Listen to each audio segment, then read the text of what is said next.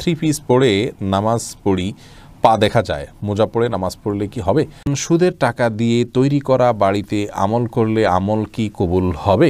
গোসল করার পর পরে উজু করার প্রয়োজনীয়তা আছে কিনা? গোপন অঙ্গে হাত লাগলে উজু থাকে কিনা? নামাজের ভিতর বারবার থুতু ফেললে কি নামাজ ভেঙে যাবে? কত টাকা হলে যাকাত দিতে হবে? উজু করার সময় বেসিনে পা ধোয়া কি ঠিক? নামাজের সময় মোবাইলে চোখ গেলে কি নামাজ হবে? কারো থেকে ঋণ নিলে যার থেকে ঋণ নিয়েছি ওই ব্যক্তিকে পরবর্তীতে খুঁজে না পেলে করণীয় কি? কেবলার দিকে পা দিয়ে শোয়া যাবে কিনা? মহিলাদের ভাঙতি রোজা কি স্বামীর অনুমতি ছাড়া রাখা যাবে? মুসলমান মেয়েরা ধুতি সালোয়ার পড়তে পারবে কিনা? এটা নখ পালিশ লাগিয়ে নামাজ পড়লে নামাজ হবে কিনা? হাত পায়ের নখ কাটার পর তাকে মাটির ভিতর গাড়তে হবে? নফল রোজা ভাঙলে কাজা করতে হয়? আলগা চুল বা ফেক চুল ব্যবহার করলে গুনাহ হবে কিনা? স্ত্রী যদি বাধ্য হয় তারপরও স্বামী জেনা বা প্রক্রিয়া করলে স্ত্রীর কি করা উচিত? গর্ভবতী অবস্থায় যদি হাতে মেহেদি দেয় তাহলে কি বাচ্চার শরীরে দাগ পড়ে? একটু জানাবেন। আর বিলম্ব না করে ইনশাআল্লাহ বিদিনিল্লাহ আপনাদের প্রশ্ন উত্তর দেওয়ার পালায় আমরা চলে যাচ্ছি। মুয়াজ ইনসান আপনি জানতে চেয়েছেন, সুদের টাকা দিয়ে তৈরি করা বাড়িতে আমল করলে আমল কি কবুল হবে? সুদের টাকা দিয়ে তৈরি করা বাড়িতে যদি আমল করেন তাহলে আমল কবুল হবে না, বিষয়টি কিন্তু সেরকম নয়। ধরুন সুদের টাকা দিয়ে আরেকজন বাড়ি করেছে, আপনি সেখানে আমল করেছেন, তো আপনার আমল কবুল হওয়ার সাথে ওইটার কোনো সম্পর্ক নেই। সেই লালপুরি আড়ি থেকে আপনি প্রশ্ন করেছেন, গর্ভবতী অবস্থায় যদি হাতে মেহেদি দেয় তাহলে কি বাচ্চার শরীরে দাগ পড়ে? একটু জানাবেন।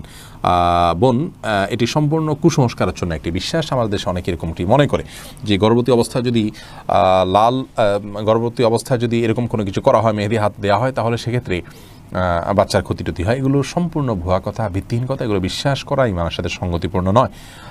শিরকে আসগার হয়ে যেতে পারে এই ধরনের বিশ্বাস। অতএব এই ধরনের বিশ্বাস আমাদের রাখা উচিত নয়। কোনো রকম ক্ষতি হবে না ইনশাআল্লাহ বিদিনিল্লাহ।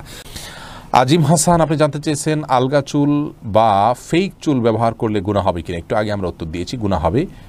যদি নিজের অবস্থাকে ভিন্ন রূপে মানুষের সামনে প্রকাশ করবার জন্য এই ধরনের প্রতারণা করা হয়, যদি ভিন্ন কারণে সেফটির জন্য বা অন্য কোনো বিশেষ প্রয়োজনের ভিত্তিতে করা হয়, সেটা ভিন্ন কথা। এমনি আমির আপনি জানতে চাইছেন, স্ত্রী যদি বাধ্য হয় তারপরও স্বামী জেনা বা প্রক্রিয়া করলে স্ত্রীর কি করা উচিত? স্ত্রী যদি বাধ্য হয় তারপরেও যদি স্বামী জেনা বা পরকীয়া লিপ্ত হয়, তাহলে এই স্বামী তো নিকৃষ্ট কাজে লিপ্ত, হারাম কাজে লিপ্ত। স্ত্রীর উচিত তাকে নসিহা করা, আল্লাহর ভয় দেখানো, কায়মনোবাক্যে এবং নিজের সবটুকু প্রচেষ্টা দিয়ে তাকে নসিহা করে সৎ পথে আনার জন্য চেষ্টা করা, ভালোবাসা দিয়ে বুঝিয়ে বিভিন্নভাবে কৌশলে। নিজে না পারলে অন্যদের সাহায্য নিয়ে যাদের কথা তিনি শুনবেন সে সমস্ত ব্যক্তিদের মাধ্যমে তাকে কাউন্সিলিং করিয়ে এবং তাকে মোটিভেশন করিয়ে তাকে সংশোধন করার চেষ্টা করা উচিত। তাতেও যদি না হয়, তাকে অভিমান করে বা যতটুকু সম্ভব হয় প্রেশার দিয়ে তাকে সংশোধনের দিকে আনার চেষ্টা করা উচিত। সেটাও যদি না হয়, তাহলে সেক্ষেত্রে স্ত্রীর অন্য কোনো দায়িত্ব আর নেই। তার অপরাধের কারণে স্ত্রীর কোনো গুনাহ হবে না। স্ত্রী যদি সবর করে যান এবং তার সংসার করে যান, আল্লাহর কাছের জন্য তার কোনো জবাবদিহিতা করতে হবে না। চৌধুরী নাসির আপনি জানতে চাচ্ছেন, নফল রোজা ভাঙলে কাজা করতে হয়? নফল রোজা ভেঙে ফেললে কাজা করতে হয় কিনা, এটা নিয়ে আমাদের দেশের ওলামা ইকরাম তথা হানাফি মাযহাবের ওলামা ইকরামের গবেষণা অনুযায়ী তাদের ফতোয়া হলো, সিদ্ধান্ত হলো ভাঙতে রোজা কাজা করতে হবে। তাদের দলিল হলো আল্লাহ তাআলা কোরআনে কারিমে বলেছেন, ওয়ালা তুবতিলু আমালাকুম, তোমরা তোমাদের আমলকে নষ্ট করে দিও না। অর্থাৎ কোনো একটা আমল শুরু করলে সেটা আর নষ্ট করার সুযোগ নেই। এটা হলো তাদের মন্তব্য এবং বক্তব্য। আর এরাবিয়ান স্কলারদের মত হলো না, নফল রোজা যেহেতু নফল, অতএব এটা যদি ভেঙে ফেলে সেটি কাজা করতে হবে না। এমনি আমজাদ হোসেন জানতে চেয়েছেন, হাত পায়ের নখ কাটার পর তাকে মাটির ভিতর গাড়তে হবে? যেহেতু এটা মানুষের শরীরের অংশ, ময়লা আবর্জনা ফেলার জায়গায় না ফেলে এটাকে কোনো মাটিতে দাফন করলে সেটা উত্তম, ভালো কাজ। কিন্তু এটি ফরজ ওয়াজিবের মতো কোনো কাজ নয় যেটা না করলে গুনাহ হবে।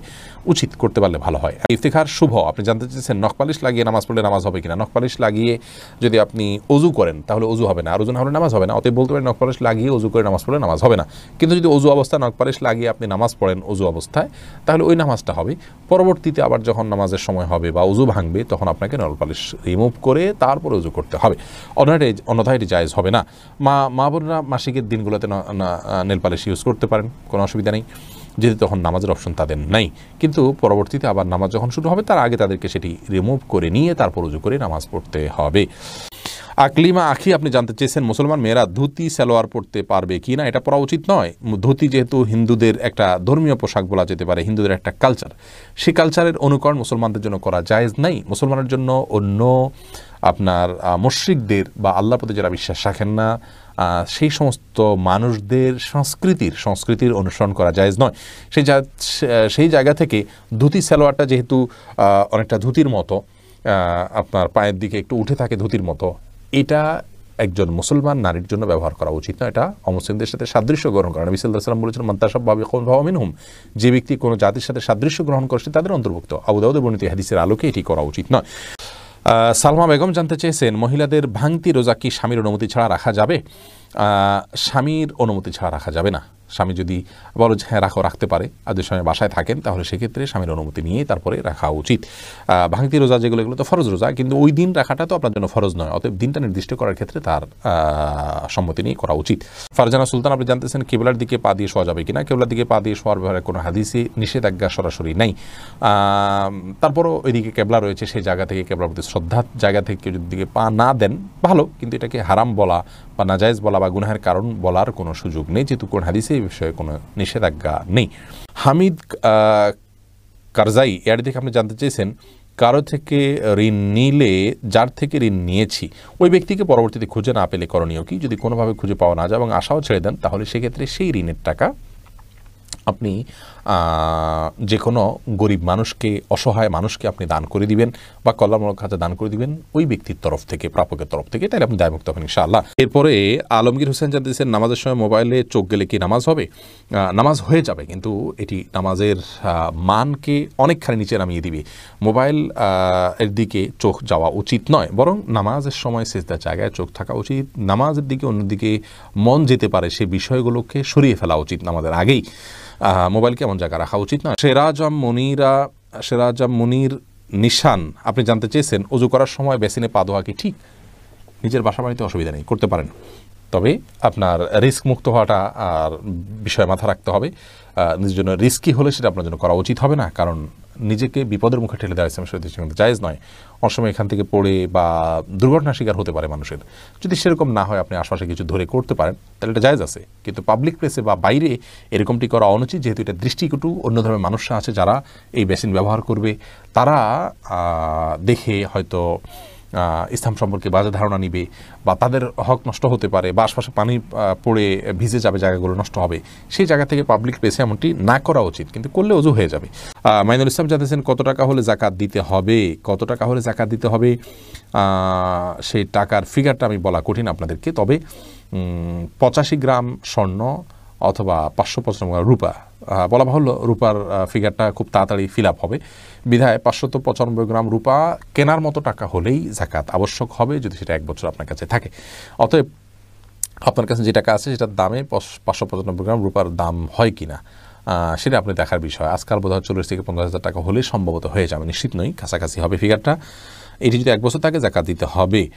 হাসিবুল হোসেন জানতে চেয়েছেন, গোসল করার পর পুনরায় উজু করার প্রয়োজনীয়তা আছে কিনা? না, গোসল যদি সুন্নাহসম্মত করে থাকেন আলাদা উজু করার কোনো প্রয়োজন নাই। 2 হাতের কবজি ধুয়ে, কুলি করে, নাকে পানি দিয়ে, মুখ ধুয়ে, হাত ধুয়ে, মাথা মাসে করে তারপরে গোসল শেষ করে সময় পা ধুয়ে চলে আসবেন। এভাবে গোসল করলে আপনার আলাদা করে আর গোসল করার কোনো প্রয়োজন নেই। উজুতে আপনার গোসলের শুরুতে ওজুর নিয়ত হয়ে যাচ্ছে। মোবারক হোসেন পাভেল আপনি জানতে চেয়েছেন, টাকা ধার নিয়ে কোরবানি দিলে সে কোরবানি কবুল হবে কিনা? হবে, কোনো অসুবিধা নেই। ধার যদি পরে পরিশোধ করার মতো ব্যবস্থা আপনার থাকে, আপনি করতে পারেন। ধার নিয়ে ইবাদত করা যায়, আর্থিক ইবাদত। শিখা ইসলাম আপনি জানতেছেন, 3 পিস পরে নামাজ পড়ি, পা দেখা যায়, মোজা পরে নামাজ পড়লে কি হবে? পায়ের পাতা ঢাকতে হবে কিনা মেয়েদের নামাজের জন্য মধ্যে এটা নিয়ে মত পার্থক্য আছে। অনেক ওলামায়ে কেরাম এটাকে শর্ত করেছেন। আমি ব্যক্তিগতভাবে এই মতটা চাইতে, যারা বলেন যে পায়ের পাতা, পাতা বলতে পায়ের পাতার তলের অংশ এটা ঢাকার শর্ত দিয়ে থাকেন, তাদের মতটাকে আমি সমর্থন করি না। পাতার উপরের অংশ, যেটা পাতার উপরের অংশ, সেটা ঢাকতে হবে কিনা, অনেক ওলামায়ে কেরাম বলেছেন সেটা ঢাকতে হবে, অনেকে বলেছেন শুধু গিরার নিচ পর্যন্ত থাকলেই হবে কাপড়, পাতা না ঢাকলেও চলবে। তো দুই পক্ষের ওলামায়ে কেরামের দলিল রয়েছে। নিরাপদ হলো এমন কাপড় পরা যে কাপড়টা অনেক বেশি লম্বা হয়, যে পায়ের পাতার উপরের অংশ সহ ঢাকা পড়ে। তলা ঢাকার জন্য, মোজা পরার জন্য আলাদা করে কষ্ট করা বা কসরত করা এটা আবশ্যক নয়। ইনশাআল্লাহ বিদিনিল্লাহ নামাজ হয়ে যাবে যদি কেউ মোজা না পড়েন। এস আলম আপনি আইডি থেকে জানতে চেয়েছেন, গোপন অঙ্গে হাত লাগলে উজু থাকে কি না? আমাদের দেশে ওলামায়ে কেরামের মতে, বাহানাই মতে ওলামায়ে কেরামের মতে গোপন অঙ্গে হাত লাগলে উজু ভাঙবে না।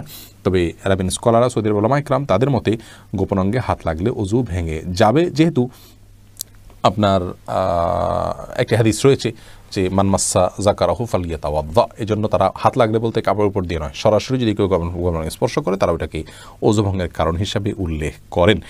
অতএব সেই জায়গা থেকে এটা ওযু ভঙ্গের কারণ তাদের মতে, আমাদের ওলামায়ে কেরামের মতে এটি ওযু ভঙ্গের কারণ।